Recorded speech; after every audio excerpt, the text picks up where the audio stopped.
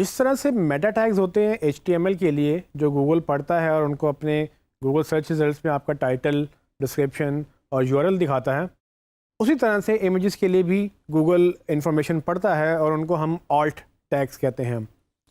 जो alt tags हैं basically इनका मकसद क्या है, ये गूगल को इमेजेस के बारे में बताते हैं। और क्योंकि गूगल जब इमेजेस को क्रॉल करता है तो गूगल इमेज के अंदर क्या है उसको डिटेल में नहीं पढ़ सकता।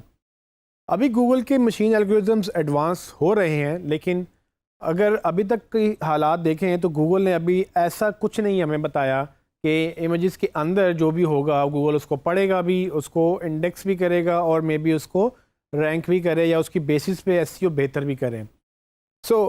अभी तक क्या है कि आपको अगर ऑल टैग्स नहीं लगाएंगे तो गूगल आपके इमेज के बारे में नहीं जान सकेगा।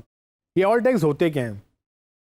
ऑल टैग्स का मतलब बेसिकली अल्टरनेट टैग्स हैं। अल्टरनेट टैग्स HTML में यूज़ होते हैं कि अगर आपने कोई इमेज लगाया है और इमेज लोड नहीं होता तो आपका उसकी जगह एक अल्टरनेट टैग आता है और वो अल्टरनेट टैग बेसिकली उसकी इमेज की जगह पर दिखाई देता है ताकि पढ़ने वाले को ये पता हो कि यहाँ पर इमेज किस चीज़ का है या यहाँ पर एक इमेज था। ये ऑल टैग्स या अल्टरनेट टैग्स बेसिकली गूगल भी यूज़ करता है और गूगल इन ऑल टैग्स से ये डिसाइड करता है कि अगर एक इमेज लगा हुआ है तो उस इमेज के अंदर क्या हो रहा है, मतलब वो इमेज किस के बारे में है और वो इमेज में एक्चुअली जब गूगल में कोई सर्च करे तो वो इमेज कैसे रैंक हो सकता है। इसको हम थोड़ा डिटेल में पढ़ेंगे। सबसे पहले मैं आपको दिखाऊंगा कि आप जैसे कि देख सकते हैं ये जो बेसिकली आपके सामने नज़र आ रहा है ये इमेज का एक HTML टैग है। अगर आप HTML में इमेज देखें तो वो HTML लैंग्वेज में इस तरह से लिखा हुआ होता है। आपको तो ऑफ कोर्स वो जब नज़र आएगा तो वो कुछ इस तरह से नज़र आएगा। ये बेसिकली वही इमेज है जो HTML जो कोड है वो जनरेट कर रहा है। HTML कोड में हमने स्माइली बनाया और उसकी विड्थ और हाइट बताई और हमने उसको दिखा दिया, लेकिन लिखा हमने उसको प्रॉपर टैग के अंदर है। इसके अंदर अब अगर आप गौर करें इस टैग के अंदर ऑल्ट टैग के नाम से एक डिस्क्रिप्शन भी लिखी हुई है जिसके अंदर स्माइली फेस का वर्ड लिखा हुआ है। ये ऑल टैग क्या करेगा, अगर ये स्माइली फेस लोड ना हुआ किसी भी वजह से, अगर डिसेबल्ड है इमेजेस या इंटरनेट नहीं चल रहा था तो इमेज लोड नहीं हो सका, तो आपका वो पीछे जो टेक्स्ट नज़र आएगा उस जगह पर जहाँ पर ये इमेज ने नज़र आना था वो आपका ऑल टैग नज़र आएगा। लेकिन गूगल भी इसी ऑल टैग के ज़रिए इंफॉर्मेशन अंडरस्टैंड करेगा कि ये बेसिकली इमेज के अंदर क्या है गूगल को नहीं पता, लेकिन गूगल को अब ये ज़रूर पता है कि ये स्माइली फेस हो सकता है। इसी तरह से मैं एग्जांपल देता हूँ। ये आपके सामने एक कार है, ये फोर्ड मस्टैंग कार है, लेकिन आप इसको देख सकते हैं, आपको नज़र आ रहा है इसका कलर रेड है, ये एक रोड पे खड़ी है, पीछे आसमान नज़र आ रहा है, पीछे दरख्त नज़र आ रहे हैं। लेकिन गूगल को क्या नज़र आ रहा है इसके अंदर? गूगल इसको देखकर ये जस्टिफाई नहीं कर सकेगा कि इसमें क्या क्या है। मे बी उसका एल्गोरिथम उसको ये बता दे, लेकिन क्या वो इस कदर डिटेल में जा सकता है कि इसके 4 पहिए भी हैं और ये गाड़ी है और उस गाड़ी का ब्रांड भी है और इसमें लोग खड़े हैं कि नहीं, पीछे आसमान क्या है, ये सब चीज़ें गूगल क्रॉल नहीं कर सकता या इंडेक्स नहीं कर सकता। इमेजेस के लिए गूगल को ऑल टेक्स्ट चाहिए। अगर मैंने इसको डिस्क्राइब करना है, मैंने इस कार को अगर डिस्क्राइब वर्ड्स में करना है तो मैं कैसे करूँगा या आप कैसे करेंगे?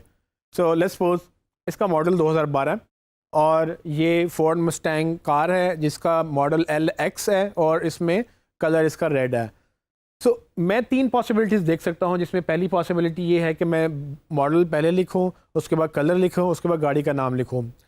दूसरी पॉसिबिलिटी ये है कि मैं उसका नाम लिखूँ पहले गाड़ी का और मॉडल का, उसके बाद मैं उसका कलर लिखूँ और मैं फिर आखिर में ईयर लिखूँ। इसी तरह से मैं तीसरी पॉसिबिलिटी भी बना सकता हूँ। सवाल ये है कि इनमें से बेहतर कौन है, कौन सा वर्ड बेहतर है? आपको यहाँ पर याद आना चाहिए कि हमने कीवर्ड रिसर्च पढ़ी है और हमने जब इस कीवर्ड रिसर्च में हमने ये डिस्कस किया था कि जब भी आप किसी पेज के ऊपर एक कीवर्ड ग्रुप को असाइन करते हैं, वो कीवर्ड ग्रुप्स के अंदर से आपने उसी कीवर्ड को लेकर आपने पूरे पेज की ऑप्टिमाइजेशन करनी होती है, उनको डिफरेंट जगहों पर यूज़ करना होता है। इसी तरह से हमने ऑल टैग्स में भी वही कीवर्ड्स यूज़ करने हैं जिस कीवर्ड के बारे में वो पेज है। वो कीवर्ड्स क्या हो सकते हैं? अगर मैंने रिसर्च की तो वो फोर्ड मस्टैंग LX या 2012 या जो भी इसके रिलेटेड लोग सर्च कर रहे होंगे वो उस तरह से कीवर्ड हो सकते हैं। और उन्हीं कीवर्ड्स के ऊपर मैंने ये 3 डिस्क्रिप्शन लिखी जो मुझे लगता है तीनों ठीक हैं। सवाल ये कि इनमें सबसे बेहतर कौन है? ये तीनों बेहतर हैं, लेकिन सबसे बेहतर वो है जो यूज़र सर्च कर रहा है। सो कीवर्ड के एतबार से इन सब में सेम वर्ड्स ही हैं, तरतीब डिफरेंट है, सीक्वेंस डिफरेंट है, लेकिन असल में तीनों एक ही चीज़ को तीन डिफरेंट तरीक़ों से लिखा हुआ है। हमने ये देखना है कि लोग क्या सर्च कर रहे हैं। अगर लोग मॉडल पहले लिख रहे हैं तो हम पहले उसको यूज़ करेंगे और हम भी उसी तरह से उसको लिखेंगे जिस तरह से लोग सर्च करते हैं। तो ये तरीका है कीवर्ड रिसर्च के साथ लोगों की अंडरस्टैंडिंग, लोगों की यूजेज को अंडरस्टैंड करने का।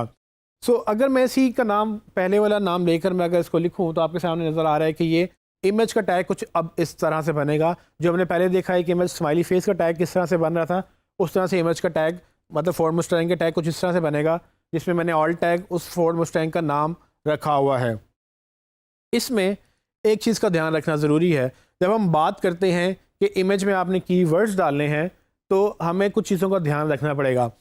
अगर इमेज का ऑल टैग खाली है तो जैसे कि पहली कंडीशन में आपको नज़र आ रहा है, वो एक बुरा एक्सपीरियंस है, गूगल उसको मना करता है। ये 4 सजेशन जो आपको नज़र आ रही हैं ये बेसिकली गूगल में से नज़र आ रही हैं। पहली सजेशन गूगल कहता है कि अगर आपने ऑल टैग लिखा ही नहीं है, अगर एम्प्टी ऑल टैग है, इसका मतलब कि वो अच्छा ऑल टैग नहीं है, वो इमेज की SEO अच्छी नहीं होगी, क्योंकि गूगल को नहीं पता चलेगा कि ये इमेज किस बारे में है। दूसरी ऑप्शन में अगर आपने ऑल टैग लिखा है लेकिन उसमें कीवर्ड्स आपने बहुत ज़्यादा लिख दिए हैं, जिसको हम स्टफिंग बोलते हैं। कीवर्ड स्टफिंग का मतलब ये है कि आप ज़रूरत से ज़्यादा कीवर्ड ऐड करते हैं, वो भी एक बैड एक्सपीरियंस है। गूगल उससे भी मना करता है कि आप ज़्यादा से ज़्यादा कीवर्ड्स मत लिखें, आप बेसिकली बस जो भी लिख रहे हैं उसको डिस्क्रिप्टिव लिखें। तीसरी ऑप्शन में जैसे कि उसने सिर्फ एक वर्ड लिखा है पपी, अगर वो इमेज पपी का है तो पपी उसने लिखा है तो गूगल कहता है कि ये बेहतर है बाकी दो से, जो पहले दो हैं कुछ ना होने से या बहुत ज़्यादा होने से बेहतर है, लेकिन फिर भी ये और बेहतर हो सकता था।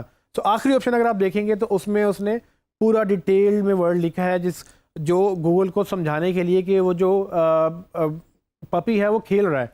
तो इससे गूगल को क्या पता चलेगा कि वो जो इमेज है, जो गूगल इमेज देख रहा है, जिसके अंदर नहीं देख सकता क्या हो रहा है, वो यूज़र ने डिस्क्राइब किया ऑल्ट टैग के ज़रिए कि ये एक पपी की पिक्चर है और वो बेसिकली उसमें पपी जो है वो खेल रहा है फेच, मतलब कि उसको कुछ फेंका जा रहा है और वो कुछ कैच कर रहा है, उसको पकड़ रहा है जंप करके। तो इस तरह से गूगल गेस करता है कि इमेज के अंदर क्या हो रहा है और मैंने उसमें क्या दिखाना है। आपने क्या मेक श्योर करना है, आपने मेक श्योर ये करना है कि कोई भी इमेज आपकी वेबसाइट पे बग़ैर ऑल्ट टैग के नहीं होना चाहिए, क्योंकि अगर कोई भी इमेज बग़ैर ऑल्ट टैग के होगा तो उसका एक्सपीरियंस बहुत ख़राब होगा और हमें वो नहीं चाहिए। हमें SEO बेहतर करनी है और हम चाहेंगे कि गूगल में हम उसको बेहतर करके दिखा सकें। इसी की मैं आपको एक छोटी सी लाइव डेमो एग्जांपल दिखाता हूँ कि किस तरह से आप लाइव वेबसाइट में ऑल टैग्स लगे हुए देख सकते हैं उन इमेजेस के अंदर। मैं एग्जांपल ये डिजिस्किल्स की ही लूँगा, आइए देखते हैं। जैसे कि आप इस वक्त मेरी स्क्रीन पे देख सकते हैं कि मैंने डिजिस्किल्स की वेबसाइट खोली हुई है और इसमें आपको काफ़ी इमेजेस नज़र आ रहे हैं।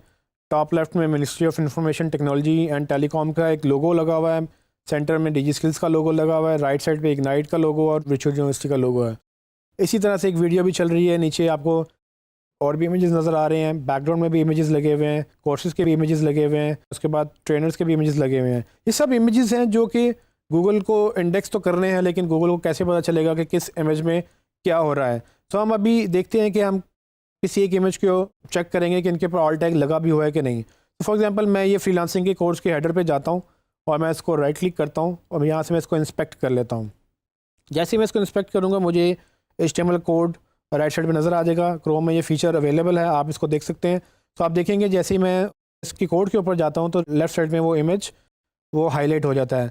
तो ये जो बेसिकली इमेज का कोड है, यहाँ पर आप देखेंगे कि इसमें उसका इमेज का कोड टैग लगा हुआ है HTML का, उसमें SRC यानी कि search is equal to image का फाइल नेम है, जो कि उसका लोगो है, जो कि उसका URL है बेसिकली, और उसके बाद ये ऑल्ट का ये टैग लगा हुआ है। सो ये बेसिकली ये वो ऑल्ट टैग है जो गूगल पढ़ता है और इसमें आप देख सकते हैं कि फ्रीलांसिंग का वर्ड लिखा हुआ है। अब सवाल ये कि क्या ये एक अच्छा ऑल्ट टैग है या इससे बेहतर हो सकता है। तो चूँकि ये कोर्स फ्रीलांसिंग का है तो ये एक अच्छा ऑल्ट टैग है, लेकिन ये उससे मज़ीद बेहतर इस तरह से हो सकता है कि अगर हम इसको फ्रीलांसिंग कोर्स लिख लें या online freelancing course for Pakistanis लिख लें, तो जितना आप डिस्क्रिप्टिव होंगे गूगल को ज़्यादा अच्छा पता चलेगा कि इसमें क्या हो रहा है। आप ये भी लिख सकते हैं कि laptop on desk with books for course on freelancing with DigiSkills. So कहने का मकसद ये है कि जो भी आप इसमें लिखेंगे वो गूगल उसको पिक करेगा। जैसे कि अभी आपने देखा कि स्क्रीन पे हमने डिजिस्किल्स की एक वेबसाइट को ऑडिट किया, उसमें हमने देखा कि किस तरह से इमेज के ऊपर ऑल टैग लगा हुआ है। अब इस ऑल्ट टैग को बेहतर कैसे करना है वो आपकी कीवर्ड रिसर्च बताएगी। जब आप कीवर्ड रिसर्च का ग्रुप उसके साथ असाइन करेंगे तो आप देखेंगे कि पेज में कितने इमेजेस आ रहे हैं और उनके ऑल्ट टैग्स में क्या क्या होना चाहिए। सो अभी तक के लिए इतना ही। इसमें हम यही अंडरस्टैंड करना चाह रहे थे कि ऑल्ट टैग क्या होता है। मज़ीद हम नेक्स्ट वीडियोज़ में देखेंगे।